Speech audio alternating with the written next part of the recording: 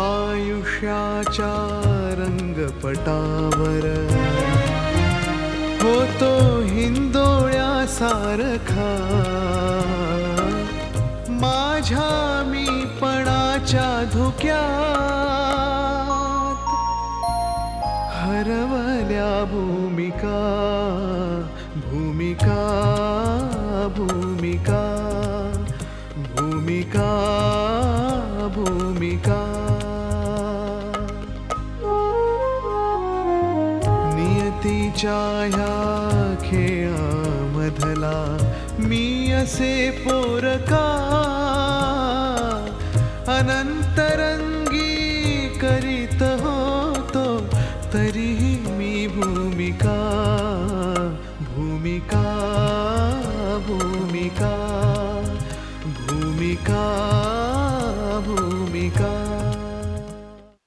तो त्या करंदीकरांच्या रक्ताच्या नात्याचाच मुलगा नाही हे ज्यावेळी मला कळलं ना त्यावेळी माझ्याच घरात मी उपरी आहे अशी जाणीव व्हायला लागली मला. घशाखाली घास उतरेन असं झालं.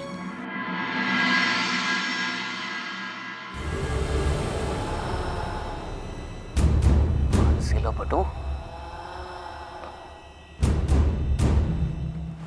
एवढं सगळं झाल्यावर मला माफ करेल ती?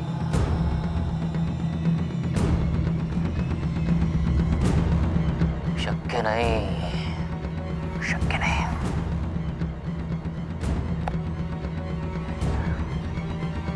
सोन्याचं अंड देणारी कोंबडी म्हणून मानसीशी लग्न केलं.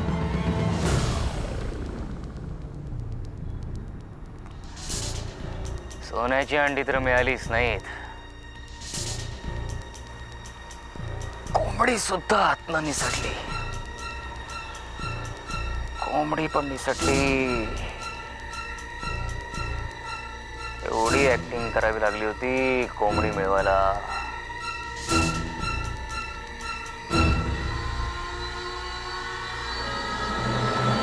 मानसी, खरं सांगू, मी कधी स्वप्नातही विचार केला नव्हता की तुझ्यासारखी मुलगी माझ्यासारख्या स्ट्रगलर ऍक्टरशी लग्न करायला तयार होईल. रणजित, मी कधीच विचार केला नव्हता काय? मी एका फिल्मी तरुणाच्या प्रेमात पडेन म्हणून. मी आणि फिल्मी? तसं नाही रे, म्हणजे तू फिल्म इंडस्ट्रीत काम करतोस, हो. तुला जरा सुद्धा ॲटिट्यूड नाही, साधा सरळ आहेस तू. मला कधी कधी असं वाटतं ना की तू फार काळ्या चंदेरी दिखाव्याच्या दुनियेत रमणार नाहीस म्हणून.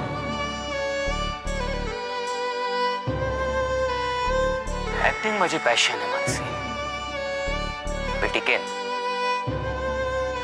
टिकेन, रमेन माझ्या ऍक्टिंगच्या जोरावर, शोबाजीच्या जोरावर नाही.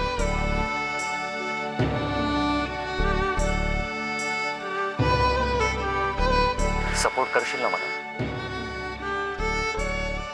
अजूनही शंका आहे? तसं नाही मानसी, पण कितीही झालं तरी सुद्धा तू श्रीमंत बाबाची मुलगी आहेस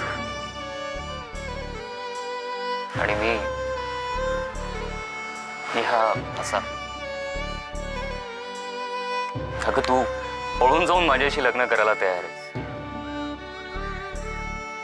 पण पुढे आपलं भागणार कसं याचा काही विचार केलास?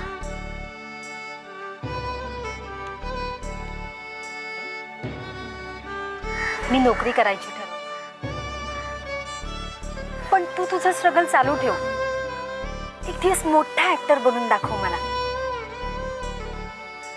माझ्या घरच्यांना त्यांची चूक उमगायला हवी. त्यांनी आपल्या लग्नाला विरोध नको करायला हवा. मानसी, अगं, एकदा का लग्न झालं, मुलं झाली, की विरोध मावळतो आपोआप.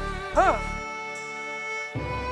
हे पण मी एक गोष्ट तुला सांगून ठेवतो, अगदी आत्ताच निक्षून सांगून ठेवतो. आपल्या लग्नानंतर जरी तुझ्या घरच्यांचा आपल्यावरचा राग निवळला आणि जरी आपण हालाखीच्या अवस्थेत जगत असलो तरी सुद्धा तुझ्या घरनं मदत घ्यायची नाही, अजिबात नाही. आजवर मी स्वाभिमानाने जगत आलो आहे, मरेपर्यंत जगत राहणार. म्हणूनच तू मला आवडतोस.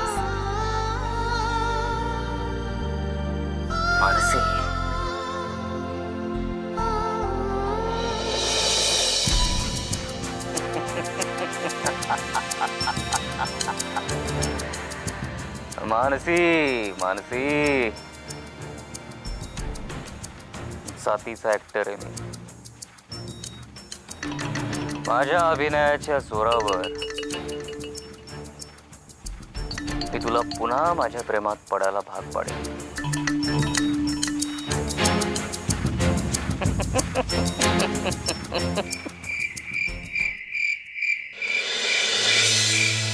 वैशाली, काय बरोबर आहे आणि काय चूक आहे हे तू मला सांगायची गरज नाहीये. हा, तुझं काम आहे चूल आणि मूळ सांभाळणं, तेवढंच करत जा. इतर गोष्टीत आपलं नाक नको खुपसत जाऊ.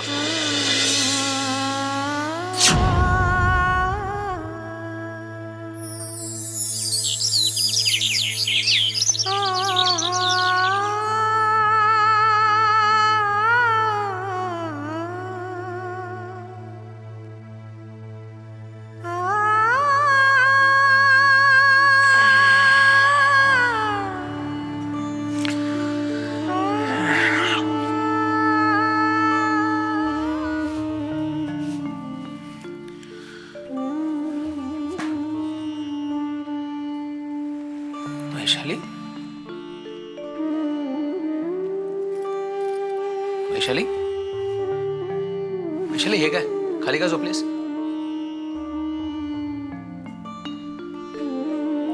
माझी जागा तुमच्या शेजारी नाहीये हे माझ्या मनाने स्वीकारले.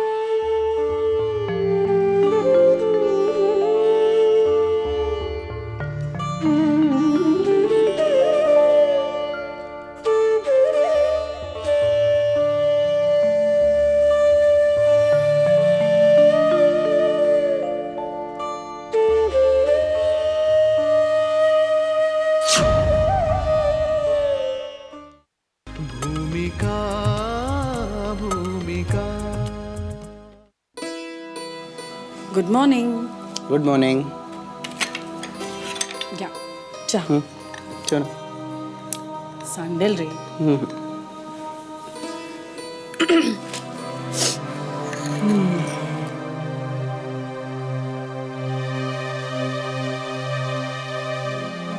मग काल काय काय बोलणं झालं ते लक्षात आहे ना? हो. तसंच वागायचं. एका दगडात दोन पक्षी नाही, पूर्ण करंदीकर कुटुंब मारायचं.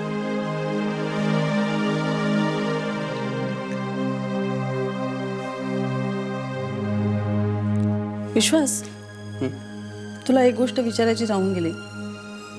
तो जय कोण रे? तोच तो. अगं, मला एकदा मागे भेटला होता. तोही करंदीकरांचा शत्रू आहे.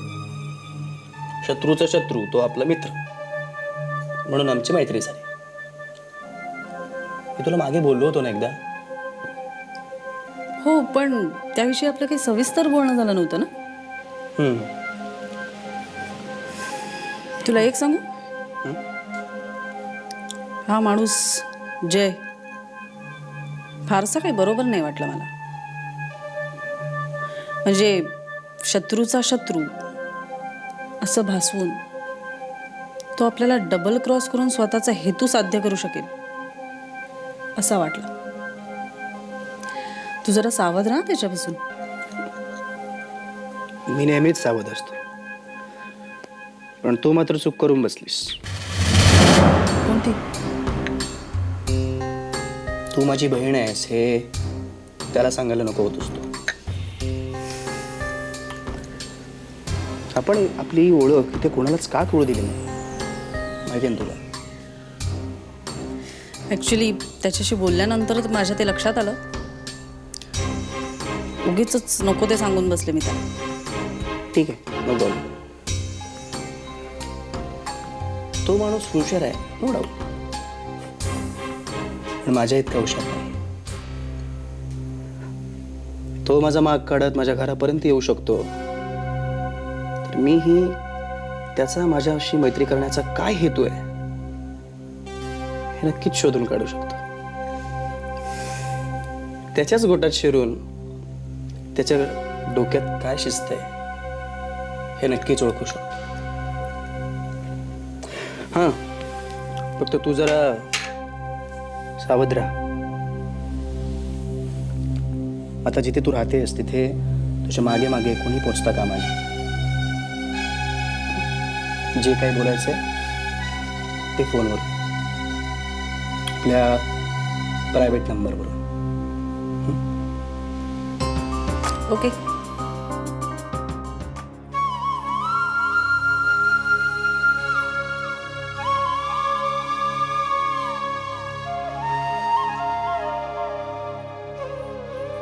वहिनी, आत येऊ? मानसी ये ना, विचारतेस काय? ये बस. कामात आहेस? छे ग, कपड्यांच्या घड्या घालते, बस एवढंच. बोल. मंदार दादा आणि तुझा परत खटका उडाला ना? नाही ग, कोणी सांगितलं तुला? मी आता दादाला रागाने घराबाहेर पडताना बघितलंय. अगं मानसी, असं काही झालेलं नाहीये.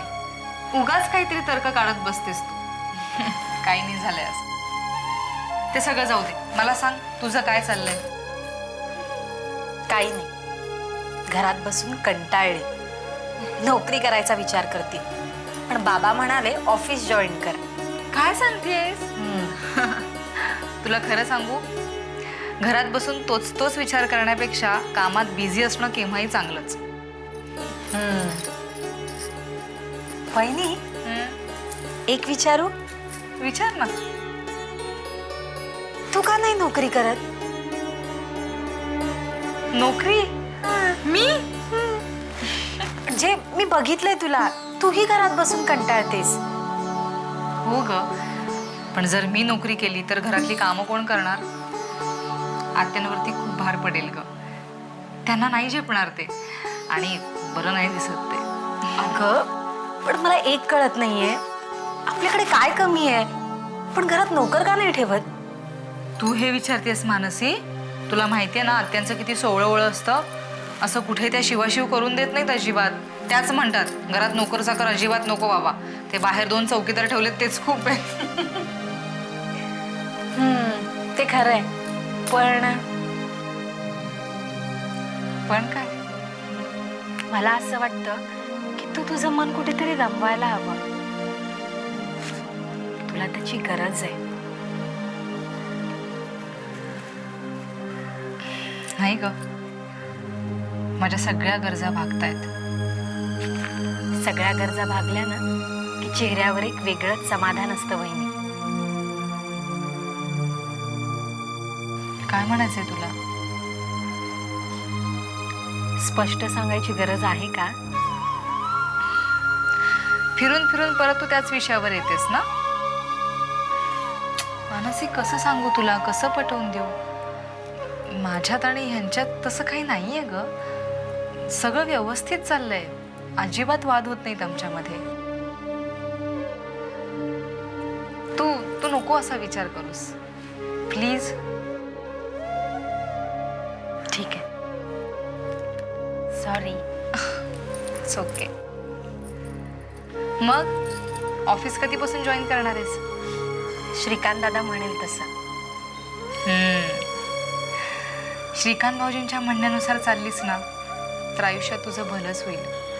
ह्या घरात बाबा, आत्या यांना सोडून या घरामध्ये समजून घेणारं जर कोणी असेल ना,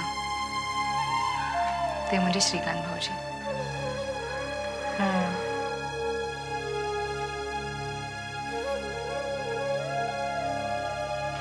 मानसी, नाही काही नाही. अगं बोल ना. नाही काही नाही. उगाच मी विषय काढेन आणि तू भूतकाळामध्ये जाशील. नको.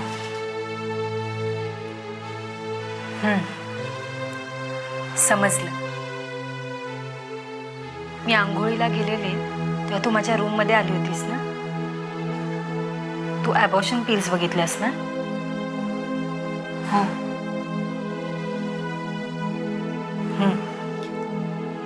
मी घेतलीये गोळी. मला रणजितकडून दिवस गेले. मानसी, वहिनी, पण मला त्याचं मूल नकोय. मानसी अगं हे काय केलंस तू? खरंच सांगतेय.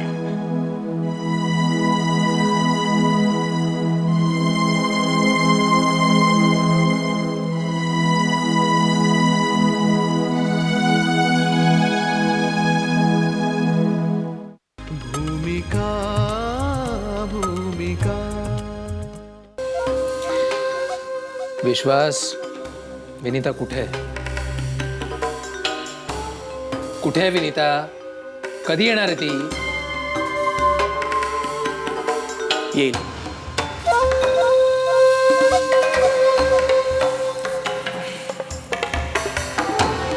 बाय द वे, घरात काय परिस्थिती आहे?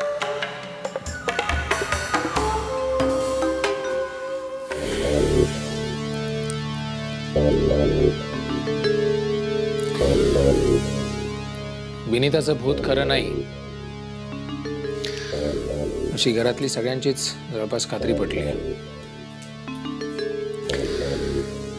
तरी हा एकच प्रश्न सगळ्यांना सतावतोय.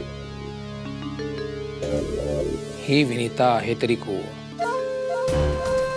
ही विनीता खरी आहे की ही विनीता सारखीच दिसणारी दुसरीच कोणीतरी? आणि जर ही विनीता खरी असेल तर मग ही भूत बनून का बरं फिरते?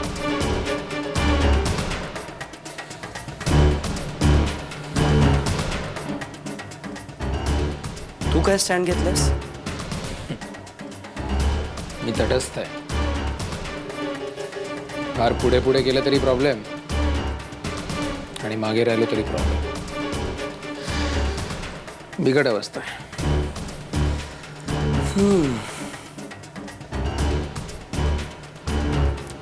श्रीकांतचं काय?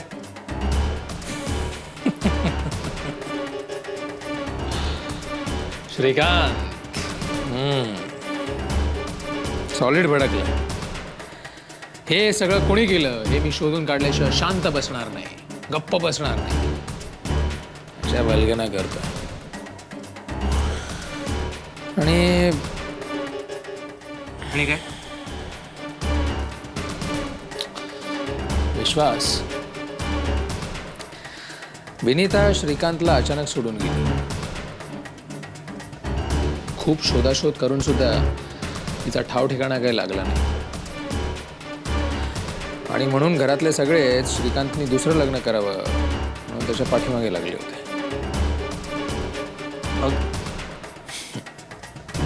मग काय, आतापर्यंत तरी तो दुसऱ्या लग्नाला तयार नव्हता. पण आता विनीताचं भूत खरं नाही म्हटल्यावर दुसरं लग्न करायला तयार झाला?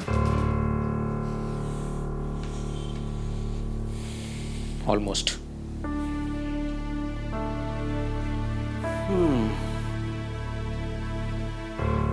कोणती ऑफिस मधली छम्मक छल्लो? हो.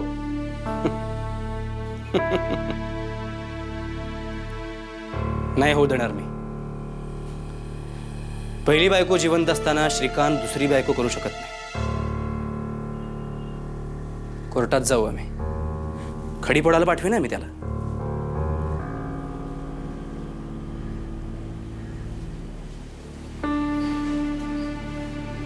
त्यानं काय होईल? तुला माहित नसेल, मी सांगतो. कोर्ट अशा केसमध्ये बहुधा महिलांच्याच बाजूने निकाल देतं. अरे आपला कायदा महिलांच्या बाजूने आहे बाबा.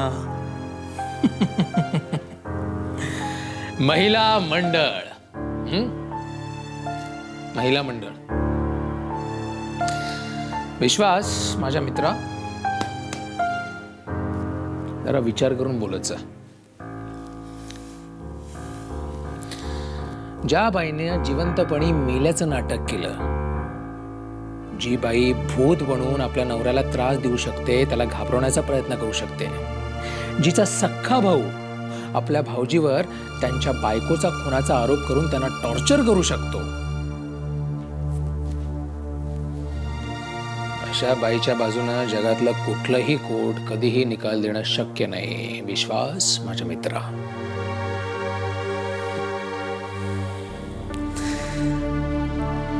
हे बघ, आम्हाला श्रीकांतमध्ये इंटरेस्ट नाहीये. तू आमचे पैसे दे आणि आम्हाला मोकळं कर. बाकी तुझं काय करायचं ते तू बघून घे. शक्य नाही ते.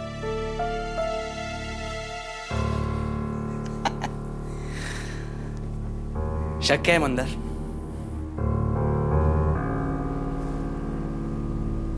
शक्य आहे.